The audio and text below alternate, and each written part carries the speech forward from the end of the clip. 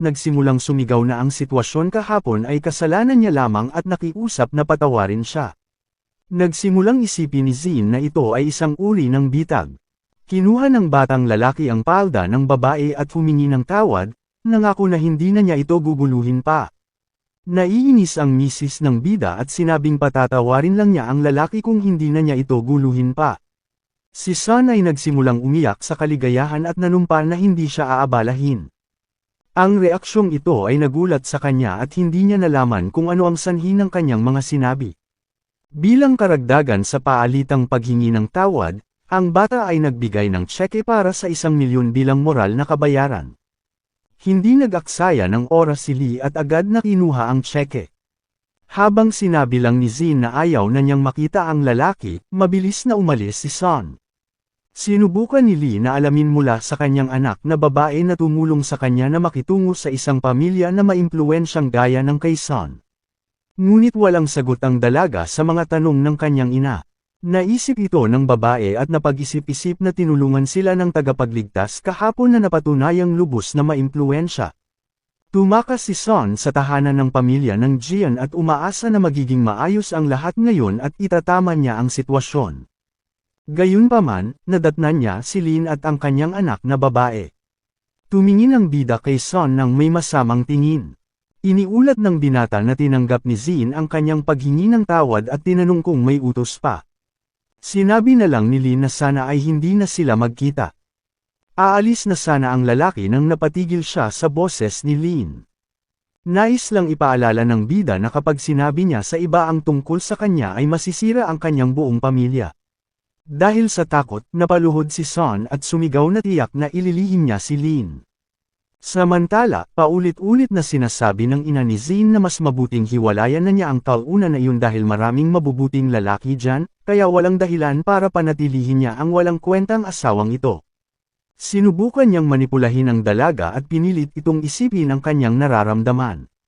Sa oras na ito, umuwi si Ray kasama ang kanyang ama at natagpuan ang kanyang ina. Nagulat si Zin nang makita niya ang kanyang anak at si Lin. Sagot ni Ray na dinala niya ang kanyang ama sa sunbathing. Agad na sinimulang yakapin ng asawa ng bida ang kanyang anak. Pinuri niya ang dalaga at sinabing ang bait nito. Ngunit ang matandang babae ay hindi suportado ang kagalakan ng kanyang anak na babae at gumawa ng isang nakakainis na tunog sa kanyang direksyon. Tumabi ang dalaga sa kanya. Lumapit si Lin sa kanyang ina at ibinulong na ang kanyang ama ay nakipag-ayos sa mga masasamang tiyuhin. Pero sikreto lang nila iyon. Tumingin si Sin sa kanyang anak, nagulat sa kanyang mga sinabi, ngunit pagkatapos ay tumawa ito at nangakong ihahatid siya ng mag-isa sa paaralan. Makalipas ang ilang sandali ay naghanda na si Ray para pumasok sa paaralan at nakita ang kanyang ama bago umalis upang tingnan kung ayos lang siya. Pinagmasdan ni Lin ang kanyang pamilya at nakaramdam siya ng kagalakan na masangkot sa kanilang buhay, kahit nasa ganitong estado. Nang makaalis na ang mga babae ay pumasok na si King. Pagkaraan ng isang segundo, hiniling ng pangunahing tauhan sa babae na ilabas siya ng bahay dahil gusto niyang makita ang kanyang anak na pumasok sa paaralan. Makalipas ang ilang oras, nakita namin si Ray. Sinabi niya sa kanyang ina na gusto niyang sunduin siya ng kanyang ama mula sa paaralan. Ang kasalanan ay nangako ng gantimpala para sa mabuting pag-uugali. Sa sandaling iyon, nakatayo ang pamilya ni Xiaoho sa gate ng paaralan. Ang mga miyembro ng pamilya ay may harang na hamarang sa daanan. Niyakap ng mahigpit ni Sin ang kanyang anak at naghanda na ipagtanggol ang sarili. Tinanong niya kung bakit sila nandito. Itinuro ng lalaki ang sariling noo at sinisi si Lin sa kanyang pinsala. Pagkatapos ay nangako siya na sa pagkakataong ito ay hindi na sila lalabas ng ganoon kadali. Nais ng babae na makatanggap ng 200,000 para sa moral damages. Pagkatapos ay hinawakan niya si Xiaoho, kinuha ang kanyang anak at sinabi na ang bata ay hindi kumain at pamayat sa huling 2 araw dahil sa takot. Ang ama ni Xiaoho ay walang balak na umatras. Mabilis na sumagot si Sin na imposible ito dahil naka-wheelchair si Lin. Lumapit ang lalaki at nagsimulang sumigaw na maniniwala siya o hindi, ngunit tatapusin niya ang kanyang ex. Lumapit si Ray at sumigaw na kung itutuloy niya ay tatawagan niya ang kanyang ama. Sa sandaling iyon, muling naramdaman ng lalaki ang nakakatakot na aura ni Lin at nagpa siya na ayaw na niyang mabugbog muli. Kaya kinuha niya ang kanyang pamilya at tumakas. Hindi maintindihan ng kanyang asawa kung bakit sila tumatakas kung nangako ang lalaki na haharapin ang lalaking may kapansanan, ngunit masama ang pakiramdam ng padre de pamilya, at sinabi ng bida sa kanyang sarili na magkakaroon siya ng isa pang pagkakataon sa hinaharap. Sa sandaling iyon, tumabi si Sin sa kanyang anak at ipinaliwanag na kailangan niyang umalis. Hindi nagtagal ay lumabas si Principal Yang sa tabi ng gate ng paaralan at sinabing kailangan niyang makausap si Sin. Hindi niya alam kung ano ang dapat niyang pag-usapan. Iminungkahi niyang na pumunta sa opisina at pag-usapan ang lahat doon. Akala ng dalaga ay may kinalaman ito sa kanyang anak. Sa wakas ay nakarating na sila sa opisina. Pagkatapos ay ipinaalam sa kanya niyang na matatapos na ang kontratang pang-akademiko ni Ray ngayong taon at kailangang pag-usapan ang mga plano para sa susunod na taon. Hindi maintindihan ni Shin kung paano ito mangyayari kung magkasundo silang magdadalawang taon. Ngunit 6 na buwan lamang ang lumipas, nag-atubili ang direktor at nagsimulang magsalita tungkol sa limitadong bilang ng mga upuan at kawalan ng reserbasyon.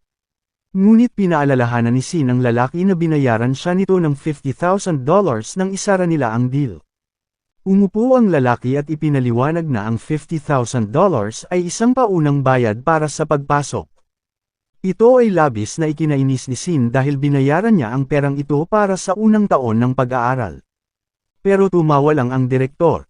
Naniniwala siya na nahulog siya sa kanyang panlilinlang. Pagkatapos ay nagsimulang magsalita siyang na maaari siyang tumulong na makakuha ng lugar sa paaralan. Ang una ay ang magbayad sa kanya ng $1 million at idinagdag na ang kanyang komisyon ay idaragdag sa halagang ito. Naunawaan ng lalaki na hindi uubra ang opsyong ito para sa dalaga dahil alam niyang wala itong ganoong uri ng pera. Ang kasalanan ay handang makinig sa ikalawang opsyon.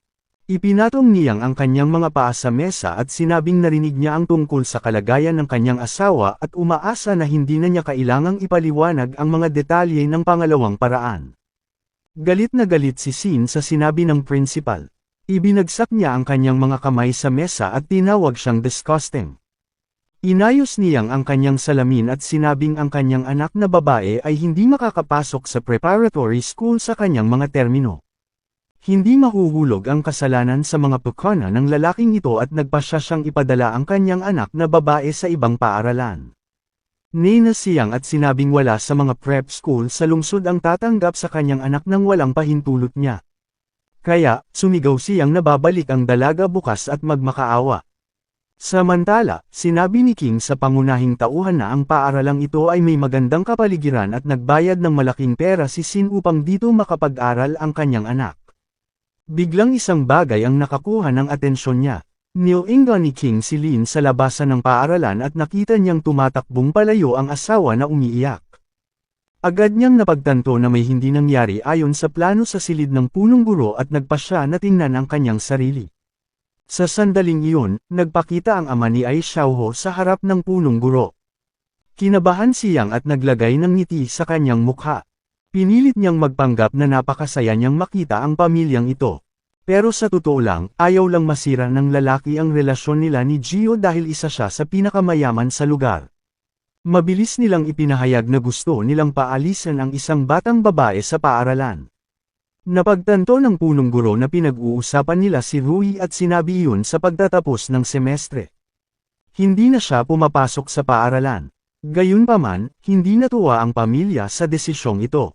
At nangako si Gio na magbabayad ng 1 milyon kung umalis agad ang babae. Nangako ang punong guro na aayusin ang problema sa lalong madaling panahon at masaya siya na madali siyang kumita ng kayamanan. Sa sandaling iyon, bumukas ang pinto ng board ng malakas. Napatingin agad ang lahat kay Lin. Hindi maintindihan ng direktor kung sino ang kanyang kinakaharap at sinubukan niyang ipakita ang kanyang kapangyarihan. Nang inig na sa takot ang mag-asawa dahil sa kakilala pa lang nila ni Lin. Ngunit hindi pinansin niyang ang sitwasyon at sinubukang alamin kung ano ang ginagawa ng lalaking ito dito. Isang matinding sampal sa mukha ang natanggap ni Gio at natitiyak ng kanyang asawa na ngayon na sila mag-base. Nagsisimula ng kabahan ang direktor ngunit pilit pa ring pinaalis si Lin. Siya ay hindi nagtagumpay at talagang natakot ng mangako si Lin na puputulan ang kanyang dila kung magsasalita pa siya ng isang salita. Pagkatapos nito, bumalik ang bida sa paghaharap kay Gio at tinanong kung bakit siya tumigil sa pagmumura. O inipit ni Hiro ang mga kamay ng lalaki sa lupa at ipinaalam sa kanya na kung maglakas loob siyang hawakan ang kanyang asawa ay maaari siyang magpaalam sa kanyang mga kamay. Binigyan din ng matalim na tingin ni Lin ang babae at napagtanto niyang may problema rin pala ito. Kaya lumuhad ang babae at sinabing tanggap na nila ang pagkakamali. Pumayag si Lin na palayain lamang ang pamilya kung aalis sila sa bayan ngayon. Hindi naintindihan ng direktor kung bakit napakaraming kapangyarihan ni Lin, tinanggap ito ng pamilya at agad na tumakas. Pagkatapos noon ay umupo ang bida sa sopa at sinabing binibigyan niya ng pagkakataon ang direktor na ipaliwanag kung bakit siya nakatutok sa kanyang anak na babae. Pagkatapos lamang ng mga salitang ito ay napagtanto ng direktor na ang lalaki sa kanyang opisina ay ang ama ni Ray, ngunit sa ilang kadahilanan naisip ng direktor na maaari niyang pagbabantaan si Lin. Pagkatapos ay sinubukan niyang takutin siya at sinabing iiwan lamang niya ang kanyang anak sa institusyong ito kung ang kanyang asawa ay makitulog sa kanya. Naramdaman ni Lin na kumulo ang galit at agad na bumangon mula sa sopa, saka sinipa ang lalaking nakabasag ng salamin. Nakahiga sa sahig siyang at hawak ang pisngi, nanginginig ang buong katawan at hindi makapaniwala sa nangyari. Tapos nilabas niya ang phone niya at sumigaw sa galit na pagbayaran niya si Lin sa ginawa niya. Ngunit walang oras na tumawag ang lalaki dahil may ibang pumasok sa opisina. Tumakbo ang direktor sa pag-asang may makakatulong sa lalaki. Pero puro galit ang makikita sa mukha ng kanyang amo, nalaman ng may-ari ng paaralan ang ginawa ng principal at tinanong kung paano niya magagamit ang kanyang kapangyarihan para sa pansariling kapakanan, dagdag pa ng amo na alam niya ang sinabi nito sa asawa ni Lin. Hindi makapaniwala siyang na siya ay tinanggal. Ayaw mabugbog ng amo dahil sa pagkakamali ng mga nasasakupan at pinaalis ang principal. Inutusan din niya siyang na umalis sa lungsod, nadama ng punong guro ang pagkatalo at hindi maintindihan kung paano masisira ng gulay ang kanyang buhay. Itinulak ng amo ang dating punong guro at inutusan itong agad na humingi ng tawad sa amo, kung hindi ay magkakaroon siya ng masamang wakas. Humingi din ng paumanhin ang amo kay Lin at nangakong itatama kaagad ang sitwasyon. Ngunit hindi nito nabilib ang bida dahil kaya niyang harapin ang sarili niyang mga problema. Napagtanto ng amo na tahimik pa rin ang dating direktor at sinabing hindi siya ililigtas, pagkatapos ay nagsimulang aktibong humingi ng tawad si Yang. Tumagilid ang bida at sinabing napakamali nang iniisip niyang na kaya niyang manipulahin ang mga tao sa tulong ng kayamanan at kapangyarihan, ngunit mula ngayon ay wala na siyang pera o tahanan. Ang tanging magagawa niya ay magmakaawa. Sumang-ayon ang amo na nararapat itong parusa at nangako kay Lin na tatanggap ng mas mabuting edukasyon ang kanyang anak. Tuwang-tuwa ang lalaki na nakatawag ng oras ang alkalde at nailigtas ang kanyang buhay. Nagpasya si Lin na huwag nang makialam at hiniling sa lahat ng naruroon na panatilihing sikreto ang kanyang hitsura. Nangako ang mga lalaki na manahimik, ngunit malinaw sa pangyayaring ito na may nakakaalam na sa kanyang paggising. Samantala, si Zin ay naglalakad sa parke, iniisip na ngayon ang lahat ng mga problema ay nahulog sa kanyang ulo. Sa sandaling iyon, ang nakababatang kapatid na babae ay lumitaw sa tabi niya, nagtatanong kung ang babae ay pupunta sa kumpanya. Ibinahagi ni Zin ang kanyang problema tungkol sa pagbabayad ng 1,000,000 para makapagpatuloy si Ray sa pag-aaral. Natitiyak ng nakababatang kapatid na ito ay dahil sa kawalan ng katayuan at binanggit ang anak. Ngunit ito ay nagpagalit sa asawa ng pangunahing tauhan. Lumayo siya sa kanyang kapatid at sinabing simula sa araw na iyon ay sisirain na nila ang lahat ng ugnayan sa pamilyang ito. Sa sandaling iyon, sinabi ni Jiang na narinig niya mula sa kanyang ina ang tungkol sa kanyang misteryosong kasintahan at iminungkahi na humingi ng tulong sa kanya, ngunit hiniling ni Zin sa kanya na huwag magsalita ng walang kaparirikan. Naniniwala si Jiang na ang kanyang kapatid na babae ay hanggal, higit sa lahat dahil gusto niyang magpatuloy sa isang lalaki na hindi kumikibo sa halip na makahanap ng isang taong maimpluwensyahan. Matapos ang maikling pag-uusap, umalis si Jiang na iniwan ang kanyang kapatid na babae upang harapin ang kanyang mga problema ng mag-isa. Pagkaraan ng ilang oras, pumunta si Jiang sa isang malapit na kafe kasama ang anak. Nakita ng dalaga ang kanyang kalagayan at naisip na siya ay may sakit. Nagalit si Son at naisip na maaaring saktan siya ni Jiang. Hindi maintindihan ni Jiang kung bakit galit ang lalaki sa kanya.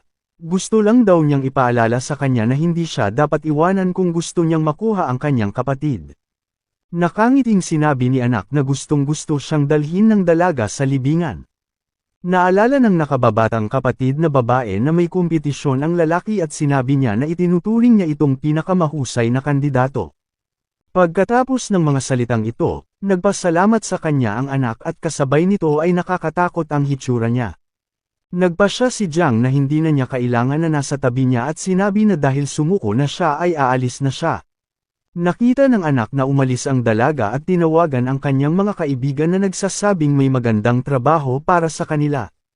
Sa sandaling iyon, naglakad si Jiang sa kalye at naisip na nakakagulat kung gaano kabilis sumuko ang batang tagapagmana. Labis ang sama ng loob ng dalaga nang mapagtantong hindi niya matatanggap ang kanyang bag. Biglang sinundan siya ng dalawang lalaki, ngunit hindi gaanong pinansin ng blonde. Tinitigan ng mabuti ng mga lalaki ang babae at nagpasalamat sa anak para sa trabaho.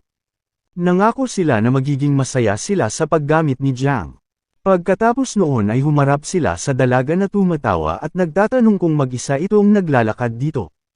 Natakot si Jiang at hindi maintindihan kung ano ang gusto ng dalawang lalaking ito sa kanya. Sinuri ng mga lalaki ang kanyang katawan at tumawa na nagsasabing gusto nila ang kanyang katawan. Sa sandaling iyon, tinanong ni King ang pangunahing tauhan kung dapat niyang iligtas ang babae, ngunit nagpasya siyang turuan muna si Jiang ng leksyon. Alam ni Lin na handa ang blonde sa anumang bagay para sa pera, ngunit kahit na ito ay pamilya ng kanyang asawa, kaya tingnan niya kung talagang kailangan nito ang kanyang tulong. Samantala, dinala ng mga lalaki ang babae sa isang eskinita at nakiusap ito na palayain na nangako na magbabayad ng anumang pera. Ngunit binayaran na ng anak ang trabaho at ayaw nilang sayangin ang napakagandang pagkakataon para magsaya. Narinig ni Jiang ang pangalan ng anak at hindi niya maintindihan kung bakit gustong saktan siya ng tinulungan niya. Then the girl screamed trying to escape, but his loud screams only made the guys happy. Punit ang damit ng babae at nakikita ng mga lalaki. Umiiyak si Jiang at humingi ng tulong. Sa sandaling ito, si Qing bilang isang mahusay na mandirigma ay nagawang i-neutralize ang puting buhok na lalaki sa isang suntok, at pagkatapos ay tulad ng madaling pinatumba ang kanyang kapareha, si Jiang ay nakaupo sa lupa na nakatikip sa kanyang katawan. Tiningnan ni Qing ang babaeng iniligtas niya at sinabing huwag siyang pasalamatan. Inutusan niya si Jiang na huwag makialam sa mga gawain ng kanyang nakatatandang kapatid, kung hindi ay hindi na siya darating para tumulong. Pagkatapos ng mga salitang ito, umalis ang babae sa eskinita at iniwan si Jiang mag-isa. Umiiyak pa rin ang dalaga at seryosong nag-iisip kung bakit tinawag ng babaeng ito ang kanyang kapatid na ma'am, at lalo na kung sino ang amo na nagpadala sa kanya. Tinakpan ni Jiang ang kanyang katawan at nakonsensya sa pagpilit sa kanyang kapatid na manatili sa anak. Samantala, nasa tabi na naman ng bida si Qing, sana ay natuto na ang dalaga. Pumayag naman si Qing. Pagkatapos ay sinabi niya sa pangunahing tauhan na sa lalong madaling panahon ay magkakaroon siya ng kapistahan ng Benhai, ngunit tinanggihan ni Lin na gagawin niya ito. Sa sandaling ito, pinuntahan ng isang gwardya ang anak at ipinaalam na ang dalawa sa kanyang mga tauhan ay naalis na. Laking gulat ni Lin nang mapagtanto niyang nabigo silang dalawa sa gawain. Ang lalaki ay hindi tumigil dahil sa isang kabiguan at ipinangako sa kanyang sarili na ang wakas ni Jiang ay nagsisimula pa lang. Ang lalaki ay nakakita ng isang mahusay na paraan upang makitungo kay Jiang at tinawag ang kanyang matalik na kaibigan na si Liu. Lumipas ang maraming oras at nalalapit na ang selebrasyon ni Benhai. Sa sandaling iyon, muling nagpakita ang anak sa bahay ni Qing. Tiniyak ng lalaki na dumating lamang siya na may mabuting hangarin. Hindi napansin ng ina ni Qing ang kakaibang kalokohan at masayang sinuportahan ang mga salita ng lalaki. Tinanong ni Son kung alam ng mga babae ang tungkol sa pagdiriwang ni Benhai na magaganap sa loob ng 2 linggo. Agad namang natuwa ang ina dahil ang selebrasyon na ito ay isang napakahalagang kaganapan at umaasa ang babae na siya ang kumuha sa kanila. Sumagot si Son na hindi imbitado ang kanyang pamilya, kaya imposibleng kunin siya, ngunit nangako siyang ipapakilala ang isang kaibigan na maaaring kumuha sa kanila. Ayaw ng makarinig pa ng asawa ni Lin, kaya tumayo siya sa kanyang upuan at sinabing hindi siya interesado. Hindi pinabayaan ni Lee ang kanyang anak na babae at hinawakan siya ng puwersa, hinihiling sa kanya na samantalahin ang gayong magandang pagkakataon. Habang sinusubukan ng babae na kumbonsihin ang kanyang anak, naisip ng lalaki na siya mismo ang pupunta sa selebrasyon kung papayag si Jiang, kaya kukunin niya ang mga kapatid na babae. Biglang lumitaw si Rui kasama ang kanyang ama.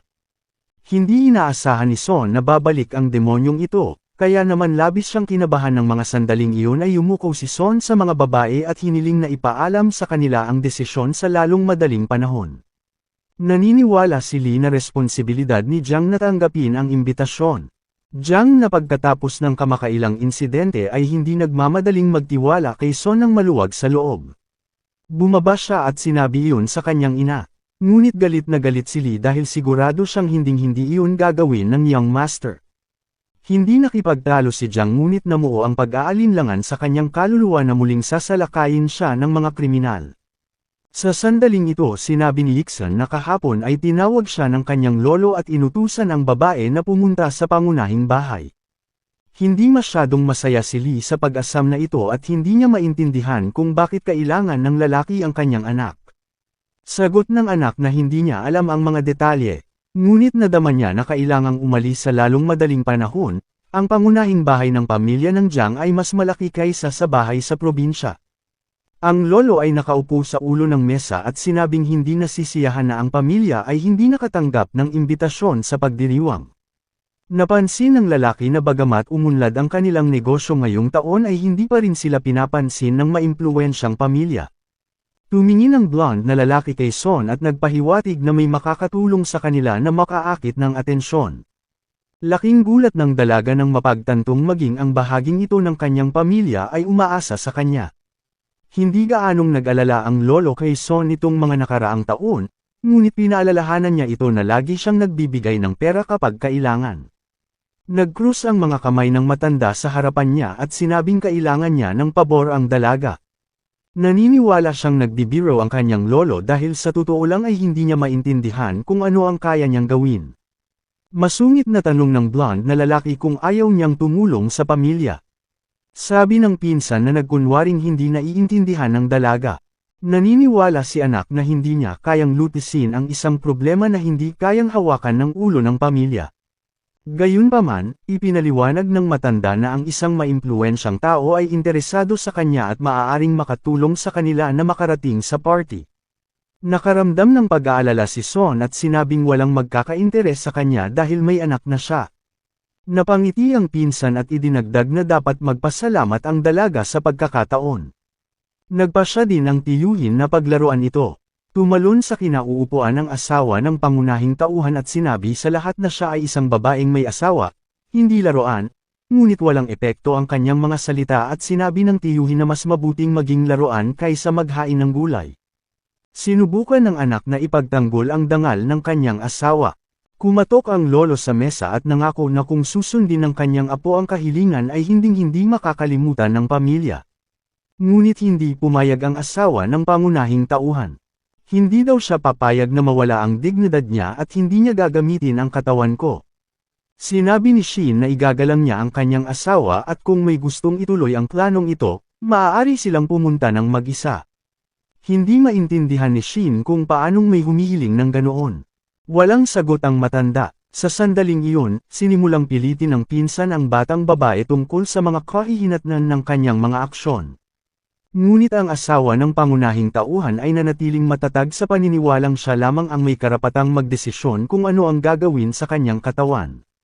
Biglang binyantaan ng pinsan si Shin na baka may mangyari sa asawa. Tila nagseselos ang babaeng ito sa kagandahan ni Shin at nagtatanong kung ano ang nakikita ng mga tao sa kanya. Sinamantala niya ang pagkakataon na itulak si Shin sa mesa, saka siya inihagis sa lupa. Sa puntong ito, sumigaw ang pinsan na ito na ang huling pagkakataon niya para makapagdesisyon si Shin at idinagdag na dito nakasalalay ang buhay ng kanyang mga mahal sa buhay, bagamat masakit para sa asawa ng pangunahing tauhan. Pumayag siyang talikuran ang kanyang mga prinsipyo alang-alang sa kaligtasan ng kanyang anak at asawa. Kinawian ng lolo ang kanyang kamay sa kanyang direksyon at nangakong ililigtas ang buhay ng kanyang pamilya kung makakatanggap ang dalaga ng imbitasyon sa pagdiriwang. Ang bigong babae ay umalis sa pangunahing bahay ng pamilya Jeans. Makalipas ang ilang oras, umuwi si Shin at agad na pumunta sa park kasama ang kanyang asawa. Nakaupo ang babae sa isang swing at nagpasya na sabihin sa kanyang asawa ang sinabi ng kanyang lolo. Sinabi ni Shin kay Lin na may isang maimpluwensyang interesado sa kanya, at alam niya na obligado siyang aliwin siya kung ayaw niyang magdala ng mga problema sa pangunahing tauhan at sa kanyang anak na babae. Sa kasamaang palad, sinabi ng dalaga na kailangan niyang kumuha ng tiket dahil kung hindi ay masisira ang kanyang pamilya. Niyakap ng blonde ang asawa at sinabing ayaw niyang lokohin ito, ngunit alam niyang hindi pa siya handang mawala ang mga ito, kaya humingi siya ng tawad kay Lin dahil iyon lang ang paraan para maprotektahan niya ang mga ito. Galit na galit ang bida sa ganitong pakikitungo sa kanyang asawa at ang kanyang mga kamay ay naliwanagan ng asul na apoy. Pagkatapos ay pinatulog ni Lin ang asawa at pinaupo sa upuan. Nangako ang bida na huhulihin niya ang lahat ng manggahas na takutin ang kanyang asawa. Matapos ang haring iyon ay agad na lumitaw sa malapit, yumuko siya at handa nang tuparin ang anumang kahilingan. Nagpasya si Lin na hindi na niya itatago na nagising siya at inutusan si Ching na ipaalam sa lahat ang kanyang presensya sa pagdiriwang ng binhay. Samantala, nataranta ang ina ni Shin nang makita ang kanyang ama sa kanyang bahay. Sa sandaling iyon ipinakilala ng pinsan ang isang lalaki na nagngangalang Liu Xiao. Umupo ang lalaki sa tabi ni Li at sinimulang sukliin ang kanyang buhok habang sinusubukan niyang intindihin ang nangyayari. Sa sandaling iyon hiniling ng lolo sa kanya na tawagan si Shin sa lalong madaling panahon dahil hindi sila maaaring mag-iwan ng taong kasing impluwensya ni Liu na naghihintay. Ipinaliwanag ni Li na dinala ng anak na babae si Ray sa paaralan, pagkatapos ay nagpasya na itanong kung bakit sila naroon. Ang pinsan ay nagulat na si Liu Xiao ay may gusto kay Shin, kaya kung ang babae ay hindi magdadala ng gulo ang pamilya ni Jian ay hindi na mangangailangan ng iba pa. Tuwang-tuwa si Li. Mapanlate na sinabi sa kanya ng pinsan na lahat iyon ay salamat sa pagsisikap ng kanyang lolo. Pagkaraan ng ilang minuto, umuwi ang magkapatid. Sinimulang tingnan ni Liu Xiao ang katawan ng mga babae at pinuri ang pinili ni Cousin Yan. Nabawasan ang saya ni Jiang nang makita ang kanyang lolo na dati nang nangako na iiwan sila nito. Ipinakilala ng lolo si Liu at sinabing siya ang dapat na samahan ni Shin. Tumikim ang lalaki at sinabing inaabangan niya ang kanilang bagong pagkikita. Nilapitan ni Li ang panganay na anak na babae at inutusan itong huwag sayangin ang magandang pagkakataong ito. Hindi nasisiyahan ng lolo sa inasal ng kanyang apo dahil hindi niya binati ang panauhin, ngunit hindi ito itinuring ni Liu na isang kaila-hilakbot at idinagdag, ang pagiging mahiyain sa unang petsa ay ganap na normal. Nagpasya ang lalaki na magpakilala muna at nagsimulang sabihin kung aling kumpanya ang pagmamayari niya, ngunit lumayo si Shin nang may pagkadismaya. Buong lakas na pinigilan ng matanda ang sarili na huwag ilagay sa pwesto niya si Shin. Hindi nagustuhan ni Liu ang saloobin at tinanong kung hindi siya tinatanggap ng pamilya. Sinaktan ni pinsan Yan si Shin at sumigaw na siya ay kahit ano para sa pagpayag sa kanyang sarili na kumilos ng ganito. Tumayo ang batang babae sa ibabaw ng asawa ng pangunahing tauhan at hiniling na agad itong humingi ng tawad kay Liu. Sa sandaling iyon ay nagambala siya ni Liu at sinabi niya na ang pagkuha ng mga tiket ay naging mas mahirap. Umupo si Shin sa sopa at tinakpan ang pisngi habang tinatakot na sa ganitong ugali ay baka hindi sila makatanggap ng imbitasyon. Ang pinsan ay kumapit kay Liu at tiniyak na lulutasin ng lolo ang lahat. Biglang lumitaw ang isang nagbabantang ngiti sa mukha ni Liu at idinagdag niya na kakailanganin niya ng isa pang tao. Tapos sumagot si Li na sasama din daw si Jian. Hindi masyadong nagustuhan ni Jian ang balitang ito pero nagsindi lang ng sigarilyo ang lolo at sinabihan ng bata na pwede niyang isama ang dalawang kapatid. Sinigawan ni Li si Jian dahil ayaw pumunta ng dalaga at ipinaliwanag na paprotektahan siya ni Jin sa gulo. Niyakap ni Liu ang nalilitong batang babae sa kanyang sarili at inutusan ang mga kapatid na babae na sumama sa kanya. Naniniwala ang lalaki na magiging kapaki-pakinabang lamang para sa mga batang babae na samahan siya ng isang gabi at matanggap ang kanyang gantimpala. Ayaw sumali ni Shin ngunit pinaalalahanan siya ng lalaki tungkol sa kaligtasan ng kanyang anak at asawa. Natuwa si Liu na makita kung paano sinunod ng dilag ang mga alituntunin ng pamilya at itinapon ang kanyang mga prinsipyo.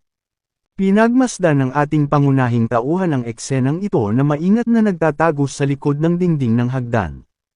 Pagkatapos ay tinawagan niya si Ching at inutusan silang kanselahin ang imbitasyon ng pamilya ni Jian at si Jin lang ang imbitahin. Samantala sa labas ng bahay, lumapit sa gate ang magkapatid at papalabas na sana si Liu ng bahay. Ngunit sumulpot si Ching sa kanyang harapan at inutusan siyang tumigil. Hindi maintindihan ni Liu kung sino ang babae. Ngunit sinabi ni Ching na hindi maaaring isama ng bata ang babae sa pagdiriwang. Seryoso ang dalaga at sinabihan siyang maghanda para sa isang malagim na wakas. Ipinagpalagay ng lalaki na ang kagandahan sa kanyang harapan ay nagseselos lamang at nais din ng tiket upang pumunta sa pagdiriwang. Ngunit agad na bumagsak ang kanyang mood nang iulat ni Ching na na-disqualify ang kanyang imbitasyon. Pinagmasdan ni Jian ang dalaga at nagtaka kung sino ito dahil lagi itong nagpapakita para iligtas sila. Hindi naniniwala si Liu na hindi maimbitahan ang isang pamilyang may multi-billion-dollar fortune at inakala niyang artista lang ang babaeng nasa harapan niya. Pagod na si King kausapin ang lalaking ito. Sa sandaling ito, hiniling ni Jin kay Ching na huwag mag-alala. Walang intensyon si Liu na paalisan ang magkapatid at pagbabantaang papagapangin si Shin sa kanyang mga tuhod sa kanyang harapan.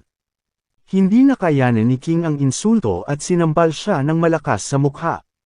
Bumagsak ang lalaki sa lupa at mukhang sumisigaw sa galit. Sumigaw siya na pagkatapos ng kasalanang ito ay mawawasak siya. Ngunit natural na nagbanta si Ching na puputulan ang kanyang dila. Biglang lumitaw ang matandang lolo sa looban. Nagalit siya dahil alam niyang malamang mamimiss ng pamilya niya ang mga imbitasyon. Nataranta ang asawa ni Lin nang sisihin siya ng matanda at sumagot ito na wala siyang impluwensya sa nangyari. Gusto siyang sigawan ng lalaki ngunit naputol ito ng mga sigaw ni King. Inulit ng batang babae na walang imbitasyon si Liu at nadiskwalipikado sa pagdalo sa kaganapan. Dagdag pa sa impormasyong ito na ipinarating ng dalaga sa kanila, ang buong pamilya ni Jin, si Jin lang ang naimbitahan sa pagdiriwang ni Benhai. Nagulat ang lahat ng naroon, lalo na si Lolo Elder na hindi kilala ang lalaking Master Lin na binanggit ng babae. Iniyuko ni King ang kanyang ulo kay Jin at nangako na isang eksklusibong imbitasyon ang ihahatid sa kanya sa lalong madaling panahon. Hindi pinaniwalaan ng matanda ang dalaga dahil hindi siya naniniwalang may mga eksklusibong imbitasyon ang ibinibigay sa mga tao sa kalsada. Sa sandaling iyon ay may lumitaw na lalaki malapit sa gate at sinabing kailangan niyang maghatid ng imbitasyon kay Chin. Hindi maaaring pagdudahan ng lolo ang mga salita ng lalaking ito ngunit hindi niya maintindihan kung paano maimbitahan si Jin. Bumangon si Liu mula sa lupa at nakilala ang lalaking katulad ni Wang. Hindi inaasahan ng lalaki na makikita siya rito. Sinabi ni Liu sa lahat na ang lalaking ito ang tagapag-ayos ng pagdiriwang ng Benhai. Kaya ngayon patunayan niya na imbitado siya. Ngunit tumingin si Wang sa binugbog na lalaki at tinanong kung sino siya at kung bakit siya kumikilos ng napakasungit. Itinuro ni Liu ang kanyang sarili at pinaalalahanan ang kanyang sarili na siya ang tagapagmana ng pamilya Liu. Naalala ng organizer ng pagdiriwang na ngayong taon ay hindi makakadalo ang pamilya ni Liu. Ang matandang-matanda ay nakatanggap ng kumpirmasyon na ang pamilya ni Liu ay pinagkaaitan ng paglahok sa pagdiriwang ng mismong organizer. Sa sandaling iyon, hiniling ni Wang sa kanyang katulong na paalisin si Liu upang hindi niya maabala ang amo. Pagkatapos noon ay ngumiti ng matamis ang lalaki at kinuha ang sulat sabay tingin kung sino si Jin. Labis ang pag-aalala ng asawa ng bida nang makita ang lalaking iyon. Hinahanap siya, ngunit yumuko si Wang at nagpaabot ng eksklusibong imbitasyon na ipinadala ni Mr. Lin at hiniling sa dalaga na pumunta sa selebrasyon. Tinanggap ni Jin ang imbitasyon at tinanong kung itong si Lin ay ang parehong tao na umupa ng hotel para sa kanya. Kinumpirma ng lalaki na hindi ito ang unang pagkakataon na nagbigay ng marangyang regalo si Lin sa ginang. Naisip ni Jiang na kung pinakasalan ng kanyang kapatid ang master na ito ay hindi na sila magkakaroon ng mga problema, kaya tinanong niya kung maaari silang magkita. Samantala ang bida ay nagmamasid sa sitwasyon mula sa kanyang bintana ng kwarto at naisip na ang nakababatang kapatid na babae ng kanyang asawa ay talagang ipinaliwanag ni Sunwang sa dalaga na ang Panginoon ay maraming mahahalagang bagay na dapat gawin ngayon at wala siyang oras para sa mga bisita. Tiningnang mabuti ni Ching ang blonde at pinaalalahanan siya na hindi siya dapat makialam sa mga gawain ni Aixen. Naramdaman ni Jiang ang kaseryosohan ng mga salita ni Ching at nanginginig sa takot. Pagkatapos ng bahagyang inis ay sinagot niya si Ching na hindi pa kakawalan ng kapatid ang asawa. Hindi nagtagal ay sumagot ang organizer na tapos na ang kanyang trabaho at yumuko kay Zin. Pinaalalahanan siya ni Ching na tapos na ang kanyang mga tungkulin at dapat na siyang umalis. Biglang lumapit ang matanda sa kanyang mga apo at sinubukang alamin kung sino itong amo na nasa birthday party ni Aixen. Mabilis na kinuha ni pinsan yan ang note ng babae at ironic na tinanong kung anong paraan ang ginamit niya para masakop ang lalaking ito. Naniniwala siya na siya lamang ang karapat-dapat na pumunta sa pagdiriwang. Pero ayaw bumigay ni Zin sa upuan niya dahil gusto niya talagang tingnan kung asawa niya ba ang master na ito. Ngunit idiniin ng lolo na sinabi ni Yixen na iginiit ni Yixen na ilagay ang kanyang asawa at anak kaysa sa kanyang pamilya. Gusto niya talagang talikuran ni Zin ang bida at tumuon sa pagpapayaman sa kanila. Bukod dito, naniniwala ang matanda na naging pabigat si Lin sa kanyang pamilya, kaya pinayagan ni Zin na bawiin ang imbitasyon hanggat hindi apektado ang kanyang pamilya. Masaya si Yan dahil naniniwala siyang hindi karapat-dapat sa imbitasyon si Yixen.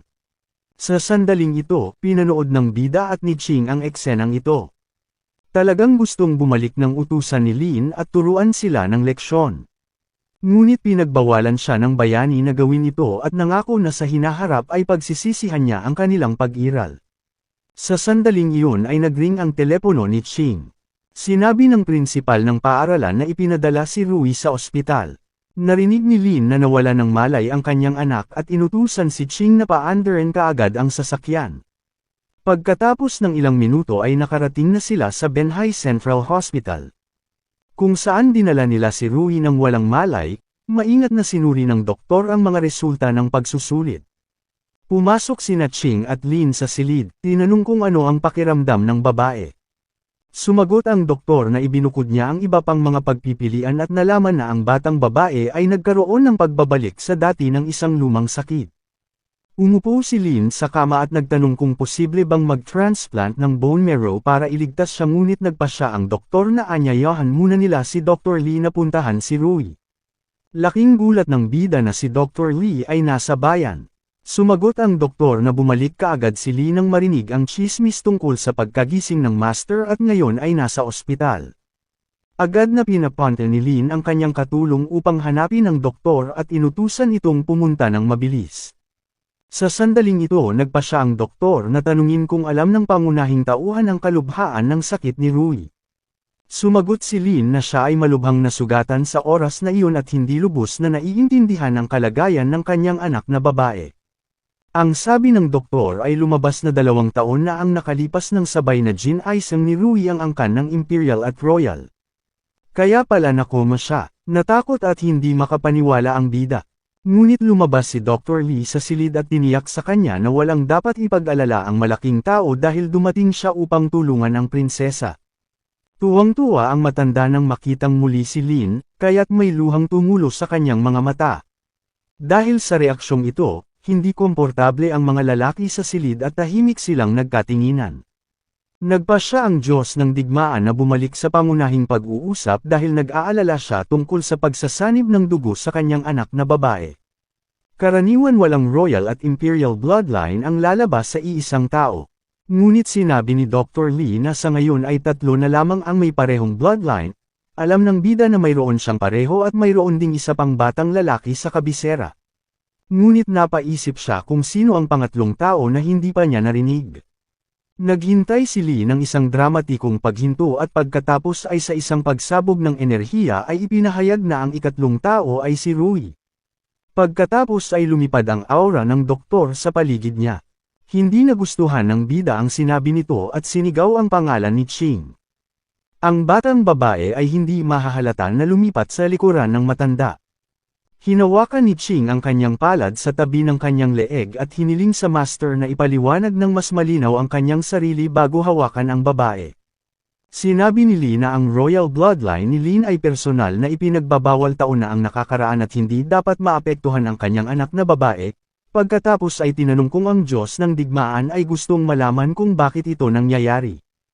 Hindi sigurado si Lin kung saan nanggaling ang imperial bloodline at pinayagan si Ching na palayain ang doktor. Nangako ang matanda na kung nasa tabi niya ang dalaga ay walang makakakilala sa kanya bilang angkan ng imperial bloodline. Talagang inaasahan iyon ni Lin at nagpa siya na magtiwala kay Dr. Lee sa ngayon. Naalala ni Ching na kailangan ding ipaalam ng paaralan si Zin at malapit na siya rito.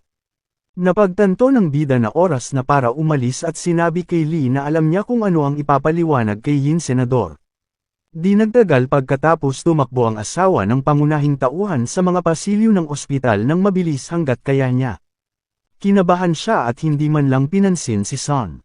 Gustong malaman ng lalaki kung ano ang ginagawa niya dito pero nagalit ang kaibigan dahil ayaw niya ng gulo. Bahagyang suntok ang natamo ni Son sa ulo ng kaibigan at inamin nitong sa pagkakataong ito ay wala siyang kinalaman dito.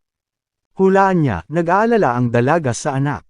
Hindi maintindihan ni Liu kung bakit kailangan nila ang impormasyong ito at pagkatapos ay ipinaliwanag ni Son na tiyak na kakailanganin ni Zin ng pera para sa pagpapagamot. Alam ni Liu ang mahirap na estado ng pamilya ni Jian at handa siyang gamitin ang kanyang pagkakataon para magmakaawa sa kanya ang blonde. Sa sandaling iyon ay pumasok si Yixan sa silid at nag-aalalang nagtanong kung ano ang nangyari sa kanyang anak. Hiniling ni Lee na tumahimik ang babae para hindi magising ang munting prinsesa. Hindi inaasahan ng dalaga na magpatingin sa pangalawang doktor bukod kay Zin kaya tinanong niya kung sino ito.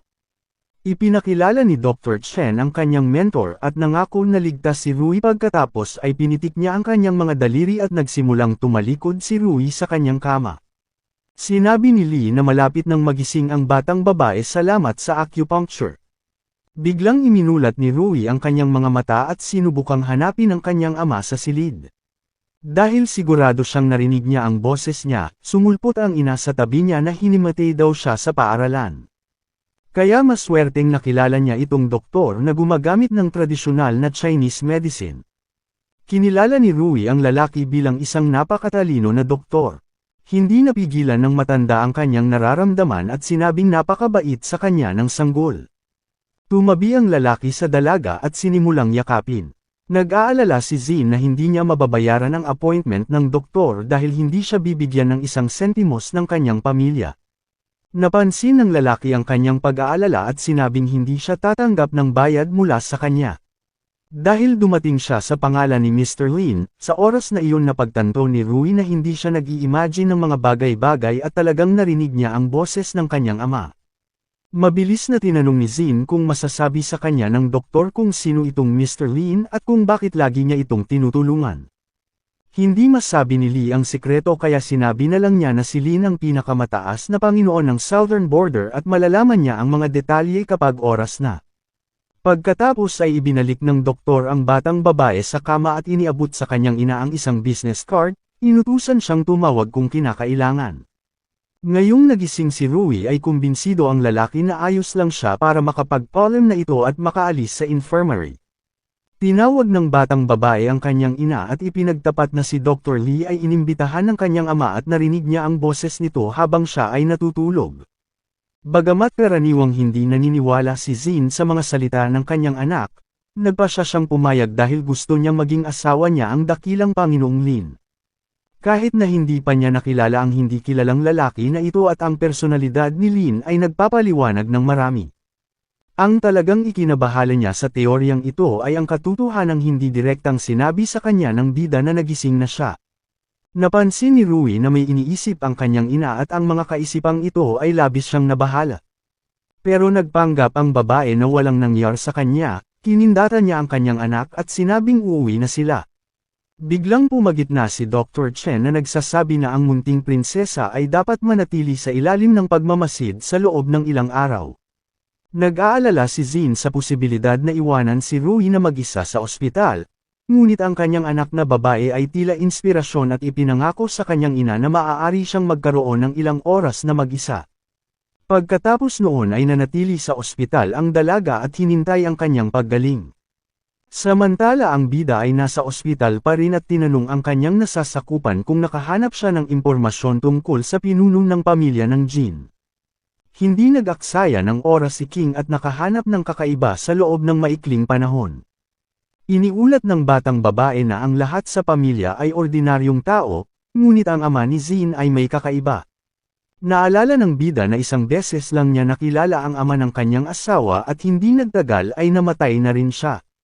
Kinumpirma ng subordinate ang impormasyon at sinabing natuklasan niya ang mga tsismis na naniniwalang hindi siya ang tagapagmana. Naging interesado si Lin sa impormasyong ito at napagtanto na kung ito ay totoo, kung gayon ang katayuan ng ama ng kanyang asawa ang pinag-uusapan. Sinabi ni Lee na sa tulong ng kanyang posisyon sa lipunan ay nadiskubre niya na ang emperador ay may mapupungay na mga tagapagmana.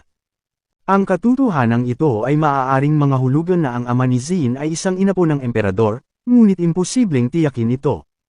Inamin ng matanda na gusto niyang tanggapin ang prinsesa bilang alagad. Pinayagan ni Lin ang lalaki na turuan ng babae kung paano kontrolin ang kanyang mga kakayahan at tinanong siya kung ano pa ang kailangan niya. Kaya, hiniling ni Lee kay Lin na payagan siyang pumasok sa pagdiriwang ng binhay. Gusto niya talagang makitang bumalik si Lin. Samantala, walang pagpipilian si Jin at kinailangan niyang iwan ang kanyang anak sa ospital. Kaya naman, hiniling niya sa dalaga na makinig kay Dr. Chen. Nangako si Jin kay Rui na tiyak na darating siya pagkatapos ng trabaho. Tiniyak ng ina na magiging maayos ang lahat at saka nagpaalam. Biglang nakatanggap ng tawag si Jin mula sa kanyang pinsan. Hindi maintindihan ng asawa ng bida kung ano pa ang gusto niya kung kinuha na niya ang imbitasyon. Inutusan niya ng dalaga na pumunta sa kumpanya ngayon. Makalipas ang kalahating oras, pumunta si Jin sa opisina. Paglapit niya sa finance department, nakarinig siya ng malalakas na hiyawan. Nasa loob siya na may dalang tasa ng kape at galit na sinisigawan ang mga empleyado na nagtatanong kung ano ang ginagawa nila doon. Ayaw makita ni Jin ang kanyang pinsan, ngunit kailangan niyang malaman kung bakit siya hinahanap. Lumingon ang dalaga kay Jin at nagulat siya sa mga ganoong tanong. Sinabi niya na si Yixen ay isang financial manager at wala sa trabaho sa kumpanya dahil sa krisis. Pagkatapos, binato niya ng kape si Jin, ngunit nakaiwas ang babae at naalala niyang humingi siya ng pahinga ngayon. Hindi naniwala siya at nangakong kakaltas ng kalahating buwang sweldo at idinagdag na sa susunod ay itatapon na niya ito. Sinubukan ni Jin na makipagtalo ngunit wala itong silbi, dahil naniniwala ang dalaga na nasa krisis ang kanyang kumpanya dahil sa mga katulad ni Jin. Ang blonde ay hindi isinasaalang-alang na ang krisis ay nasa kanyang mga balikat at naalala na ang lahat ng mga account ay dumadaan sa yan. Napagtanto ng pinsan ang akusasyon at inutusan ang kumpanya na makaahon sa krisis sa loob ng 3 araw kung hindi ay masisibak si Jin. Napakaikli ng oras at naisip ni Jin na nagbibiro siyan, ngunit hindi yun ang nangyari. Inulit ng pinsan na tatanggalin siya kapag nabigo siya. Natuwa siyan sa kanyang sarili at naniniwalang hinding-hindi ito haharapin ni Jin. Samantala, nakaupo si Son sa opisina at sinabing tulad ni Liu Yu ay pagod na rin siya sa paghihintay. Ngunit idinagdag niya na nangako siya na walang magiging problema kay Jin sa pagkakataong ito. Sabik na si Liu na malaman kung paano siya makikinabang sa babae. Masayang ngumiti si Son at kumpiyansa na sa pagkakataong ito ay magtatagumpay sila, ngunit hindi mapakali ang kaibigan dahil naalala niyang hindi ito ang una nilang plano. Sumagot si Son na binalak niya ang B. Kung nagkamali ang una, tinanong ni Son ang mga salita niyan, na ikinabahala ng pinsan, at sumagot ito na hindi niya sasabihin kahit kanino. Commandant siyan, at naisip ng mga lalaki na hindi patas sa kanya ang genetics ng pamilya ni Jian. Nais malaman ni Liu mula sa kanyang kaibigan kung ano ang kanyang plano dahil gusto niyang maging handa sa anumang bagay. Sinabi ni Son na sa buhay ni Jin ay may 2 taong mahalaga sa kanya at isang napakaliit na Rui, at ang isa ay ang kanyang asawang si Lin. Samantala, pumunta ang bida sa silid ng kanyang anak na babae at tinanong kung tatanggapin ng babae na maging alagad ni Dr. Lee. Tinanong ni Rui kung tuturuan siya ng lalaki kung paano magpagaling ng mga tao.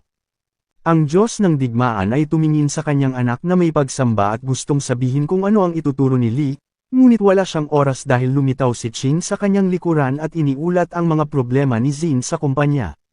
Binabalak ng pamilya ni Jian na kumpiskahin ang bahay para mabayaran ang mga pagkalugi. Tinanong ni Lin kung may tao sa likod nito. Iniulat ng subordinate na maraming tao ang nakakita kina Liu at Sun sa departamento ng pananalapi. Natakot si Rui para sa ina, ngunit kinumbinsi siya ng ama na siya na mismo ang bahala sa mga problema at dapat na gumaling ang anak na babae. Naghintay si Ching sa utos ng kanyang amo at nagtanong kung dapat niyang dalhin ang dalawang ito. Napagdesisyonan ng bida na haharapin nila ang mga ito pagdating ng panahon, ngunit sa ngayon ay sila na muna ang bahala kay Zin. Samantala, ang asawa ng Diyos ng digmaan ay nakaupo sa kanyang opisina sa loob ng maraming oras at walang maisip na paraan upang maalis ang sitwasyong ito. Lumalabas na ang lahat ng mga kasosyo ng kumpanya ay nag-withdraw ng kanilang mga pamumuhunan, at kahit na ang bangko ay tumanggi sa isang pautang. Labis ang pag-aalala ng dalaga dahil isang araw na lang ang natitira para malutas ang problema. Naputol ang kanyang pag-iisip ng tunog ng pagbukas ng mga pinto, at may pumasok sa opisina ni Zin nang hindi kumakatok. Ang taong ito ay si Sun, at sinusunod niya ang kanyang plano sa pamamagitan ng pagpunta sa babae sa isang mahirap na oras para sa kanya. Ang lalaki ay kumilos ng maluwag at sinabi sa batang babae na siya ay dumating upang tulungan siya ng marangal. Tumayo si Zin mula sa mesa at walang planong tanggapin ang tulong ni Sun. Pagkatapos ay hiniling niya sa kanya na umalis. Pinilit ng lalaki ang dalaga na ipinaalala sa kanya na ang kanyang pamilya ay walang tirahan, ngunit kahit iyon ay hindi siya nakumbinsi. Ang sabi ng lalaki ay lagi siyang tumutulong sa iba, pagkatapos ay sinabi na hindi na siya guguluhin pa at naglakad patungo sa labasan. Sa sandaling iyon, sinabi niya na kung nais niya ang kanyang tulong, dapat siyang pumunta sa hotel ng alas 9 ng umaga. Nagalit si Zin sa pag-uugaling ito at sumigaw na hinding-hindi siya makikipagdeal sa gayong walang prinsipyong tao. Hindi naman nakipagtalo ang bata, sinabi lang niya na hihintayin niya ito bukas sa nakatakdang lugar. Napansin ng asawa ng pangunahing tauhan na ang sitwasyong ito ay itinakda ng kanyang pinsan at anak. Sa sandaling iyon, nakita namin ang ina ni Zin na dumaraan sa isang stack ng mga papel. Tinanong niya kung bakit ipinadala ang mga gamit ng kumpanya sa kanilang bahay. Walang pagpipilian ng anak at sinabing kukumpiskahin niyan ang kanyang bahay.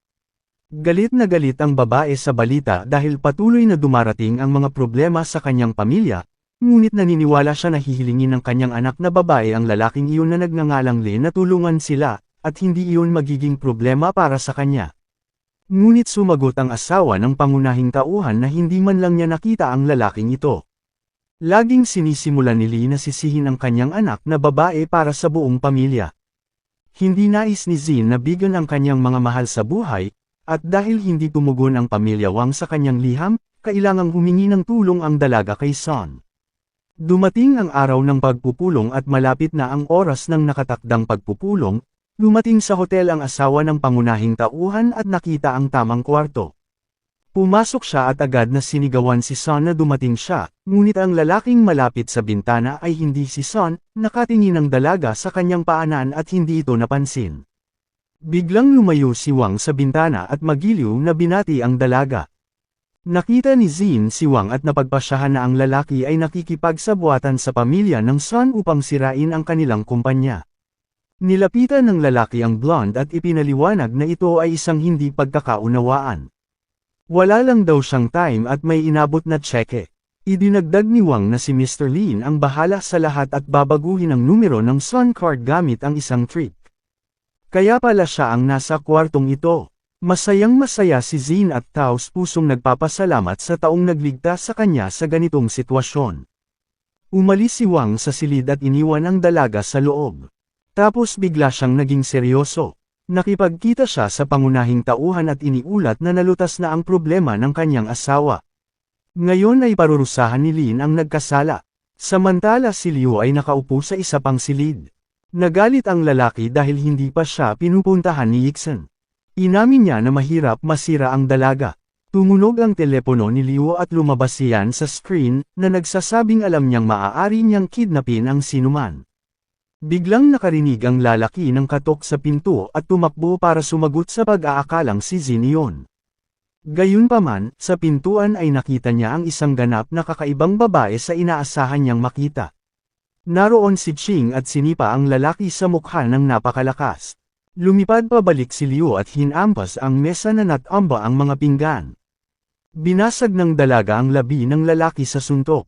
Hindi maintindihan ni Liu kung bakit ang kakaibang babaeng iyon ay nanggugulo sa kanya at patuloy na sumusulpot sa tabi niya. Hindi siya sinagot ni Ching at bumalik sa koridor na tinawag si Lin. Napatingin si Liu sa bagong dating at nagulat siya dahil pamilyar na pamilyar sa kanya ang lalaki.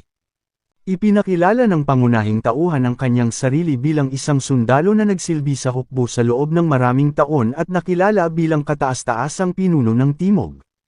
Naramdaman ni Liu ang panginginig ng kanyang katawan sa takot at nagtaka siya kung bakit tinutulungan ng lalaki si Zin.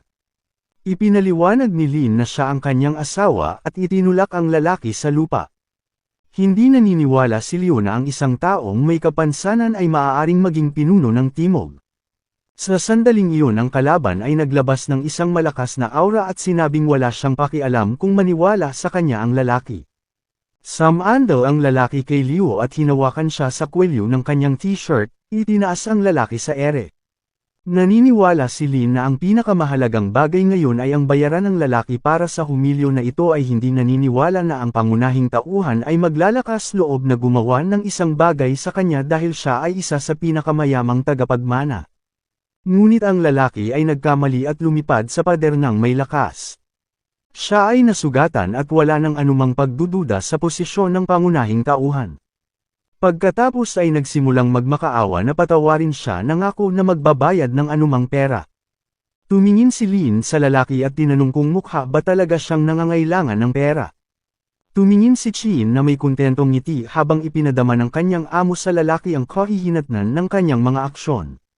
Nabali ang braso ni Liu at sumakit ang natitirang bahagi ng kanyang katawan. Ngunit nagpa siya ang bida na huminto at sinabing ito ay isang babala lamang. Gusto ni Lin na maunawaan ng binugbog na lalaki na sa susunod ay hindi na siya mapapatawad. Sa sandaling iyon ay malapit nang umalis ang bayani at palaging pinapayuhan na huwag pag-usapan ang kanyang pagkakakilanlan. Pagkatapos noon ay naglalakad sila sa koridor ng hotel nang tanungin ni Chin kung natatakot ba si Lin na may mangyari. Nangako ang bida na kung may susubukan ang pamilya ni Liu, lahat sila ay walang awan na lilipulin. Biglang tumunog ang telepono ng dalaga at nahinto ang pag-uusap. Labis na natakot si Chin nang iulat ni Dr. Chen na ang munting prinsesa ay kinidnap at hindi alam ang kanyang kinaroroonan. Hindi rin napigilan ni Lin ang balitang ito at sinugod sila sa ospital habang pinuprotektahan si Chin mula sa balitang ito. Dumating sila sa infirmary sa tamang oras, naroon si Dr. Chen, at gustong malaman ng Diyos ng digmaan kung kailan nawala ang kanyang anak na babae. Sinabi ni Chen na dinalhan siya ng almusal at naghanda para sa physical therapy. Ngunit nang bumalik siya ay wala na si Ray, kinasusuklaman ng bida ang kanyang sarili dahil hindi niya mapigilan ang pagkidnap sa kanyang anak na babae. Napuno ng galit ang kanyang katawan at sa isang suntok ay nawasak niya ang sahig ng infirmary. Pagkatapos ay napaluhod si Chen at inamin na kasalanan niya ang lahat at dapat ay mas inalagaan niya ang munting prinsesa. Pero sinabi ng bida na sinisi niya ang kidnapping dahil abala ang doktor sa pagtupad sa kanyang mga tungkulin. Dahil sa mga salitang ito, nawala si Chen. Pagkatapos ay inutusan ni Lin si Chin na pumunta agad sa checkpoint at hanapin ang kidnapper.